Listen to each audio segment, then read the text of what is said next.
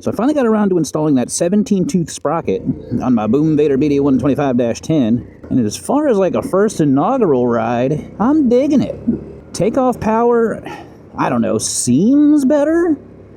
Although it shouldn't?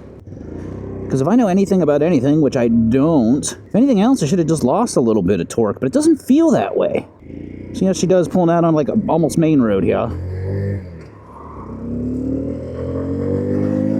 We're gonna run second gear up to almost 30. Third gear, about 37, that's not bad. 40, 41, 42. And I know what some of you guys are thinking. You're thinking, that's not accurate speed. Because that's not what the freaking bike's actually doing. Your speedometer's like 10 fast. Well, it would be. I'm taking a risk on the big road here. Bigger road. Let's go ahead and duck back into the neighborhood. We're still field testing this mammer jammer. But no, I ended up calibrating this thing with a little device from 12 O'Clock Labs. Cost about $90 shipped. Did a great job, actually. Super easy if you'd read the instructions. I did not at first. And that's, of course, because I obviously know better than the people who built the device. Let's go ahead and go. Pulling out to merge with traffic. Second gear. Runs up to about 30, which is way better than it was. I was getting into fourth gear, like, super early before. 43 in third gear, actual 43 because we are calibrated.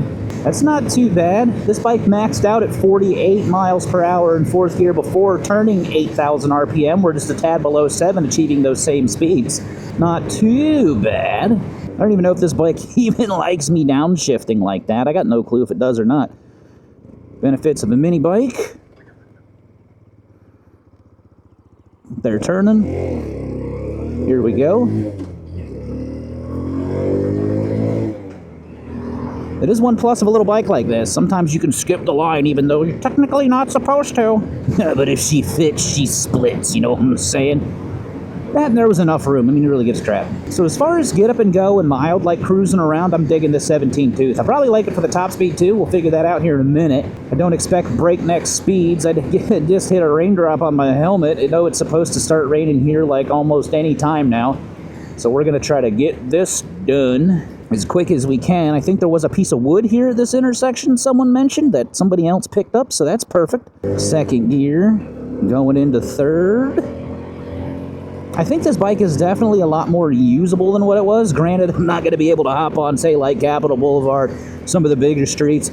If the speed limit's above 45, this thing probably should not be there. Gets me excited to put the carburetor on here, though, because we still got that 22mm Nibby carb to put on, Nibby throttle. I got some new grips, mirrors, exhaust, oodles of parts, and I keep talking about them in videos. Like, you keep talking about them, just install them. Well, if I keep talking about it, maybe I'll get motivated. I think if I can ride this bike more, I'll be motivated. Because honestly, it's the lower top speed and some of the other reasons just does not... What I got this bike for, it's not ready yet. And that's basically just to goof around, run around, and go to work every now and again on. That's mainly what I got this bike for. And it looks like 49 miles an hour is all I'm going to get out of it. But instead of turning 8,000 RPM, or above that, we're turning 7,000 RPM, which isn't too bad. And I know that's my actual speed, because like I said, I calibrated this thing with a little device from 12 O'Clock Labs, and you can check that video out right here.